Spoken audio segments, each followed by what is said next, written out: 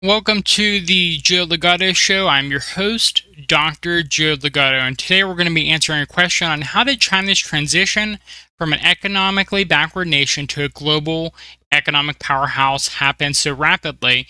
And I'm going to touch upon five major points here. The first point is China was able to transition from an economically backward nation to a global economic powerhouse because of its large, homogeneous population. When you have a, a before, I would say, the last few years, what a nation really needed was a lot of people that could build things. They needed a lot of labor. And that's really why in the 19th and 20th century you saw a lot of war, a lot of conflict over the value of labor, was because you needed the manpower in order to build things, in order to manufacture things. You needed an industrial base. And so the fact that China had a huge population meant that it had a large population to produce labor, to produce goods. And so China was able to develop at least into a middle income nation just based off of the fact that it had a large population that it could use the labor of. And due to its understanding about communism and the value of labor, it really was able to transition that labor into the manufacturing capacity that it wanted to have. I put in here homogeneous population because of the fact that having a homogeneous population does matter. You see this in countries. I know it's unfortunate that it's like this, but the more diverse the country, the more difficult it is to get people united and to work together. It makes complete sense, obviously, because the more differences you have with people, the less likely you're going to be willing to work with them. But the fact that China had a large homogeneous population meant that people were more willing to work with each other, particularly since the communists won the Civil War, so there were fewer political conflicts within the nation. Those were mostly settled with the communists winning. But you see countries that have homogeneous populations, such as Japan, such as China, able to do a lot because of the fact that their people kind of trust each other just because of the fact that they are highly, highly genetically related to each other. And the more you introduce not genetically related people within a population, the more difficult it is to have trusting relationships. There are some benefits to genetic diversity as well, but one of the benefits of a homogeneous population is you can just mobilize them and they're willing to work together to a much larger extent than your typical diverse population. And so China being over 90% Han Chinese allowed them to mobilize that population to, at the very least, be a middle income country.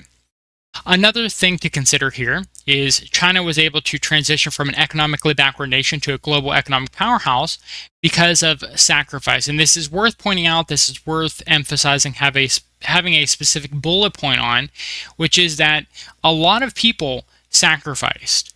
This is something I talk about regularly, which is that generations need to sacrifice so that future generations can have more than them. And I would say the 20th century generations of Chinese people really, really, really sacrificed for future Chinese people. So the nation you see today is based off of the sacrifice that the prior generations of Chinese were willing to make for their descendants, for their nation going forward. And that's something to really consider, and that's something to really honor. And so I'm glad that China as a nation is so respectful of their elderly, because unlike the American baby boomers, the Chinese equivalent to the baby boomers actually did sacrifice a great deal so that their nation could be better off in their old age and when they're passing on.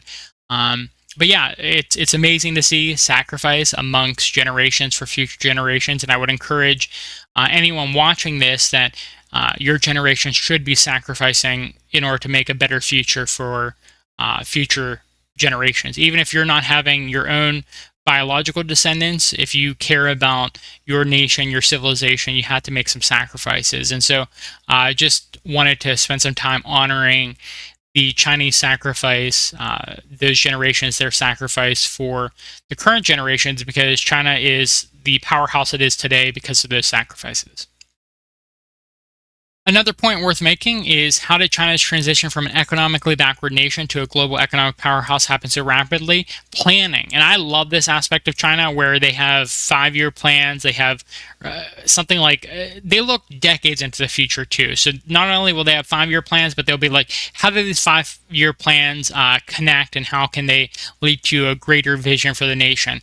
And so, unlike the kind of haphazard way that Western nations do their development, the Chinese model of development is very targeted, very specific. They know exactly what they want to do, they know exactly what they want to be good at, and they tell their population, it's like, listen, we need to be a world leader in this technology in order to secure our nation. And the people, with their patriotic spirit, they're like, yeah, I will do that. I'm going through the college system now, the higher education system now, and so I will become a biologist to go into this specific type of field, et cetera, et cetera. And so they are a nation of planning and sacrifice, and that has made them capable of developing very rapidly. America, a ton of liberal arts, humanities, ethnic studies majors, and just like it's all critical race theory and like ballet. Like no one actually cares about going into a field in order to help their nation. I don't think that's a thought in anyone's mind. Most people do not like America to begin with, even the people who benefit heavily from it. And so America just doesn't have that planning capacity that China has. And so China was able to rise very rapidly because of the fact that it was able to plan and people were willing to sacrifice. Again, part of that reason that they're willing to sacrifice is because they are a homogeneous nation. They feel some sense of kinship, some sense of investment in the nation because people are heavily related to them. Another thing worth considering, how did China's transition from an economically backward nation to a global economic powerhouse happen so rapidly?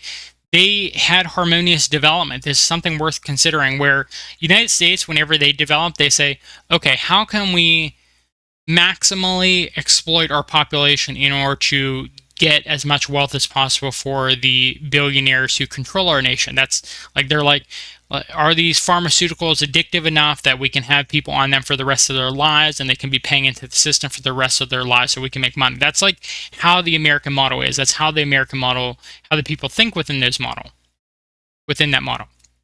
In the Chinese way, they say, we want to build things, we want to develop in certain ways that benefit our people.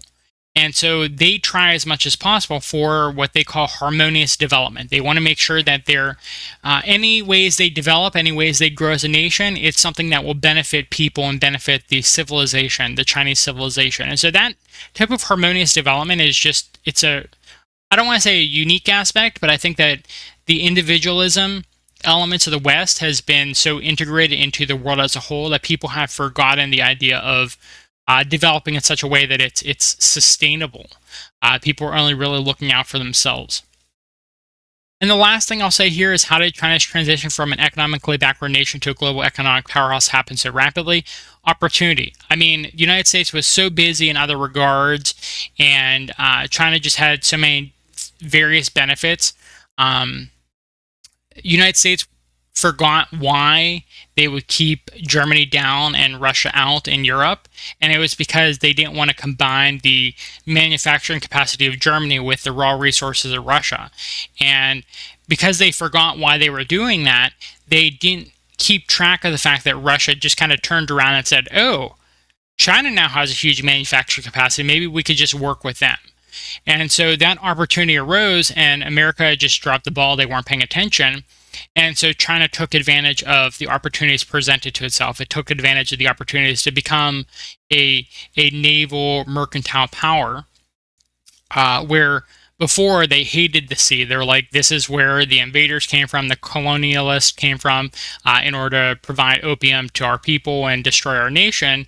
And they hated that they had to become kind of a naval power. Well, China has bought into the opportunities available to them. They've bought into the fact that they have to be a naval power, they have to be a mercantile power, they have to be a trade powerhouse, and they've taken advantage of luck and opportunities available to them. And so that's kind of just what I would leave you with in terms of how they became the powerhouse they are. It was a mix of characteristics just available to their nation, such as being large and homogeneous, to people willing to sacrifice and planning for the future, to being very considerate in terms of how they're planning, so they want harmonious development, to just luck and opportunity available to them. And China just won across the board. They did everything right in order to be as successful as they are. They're actually about 20 years ahead of what I thought they would be capable of. So they're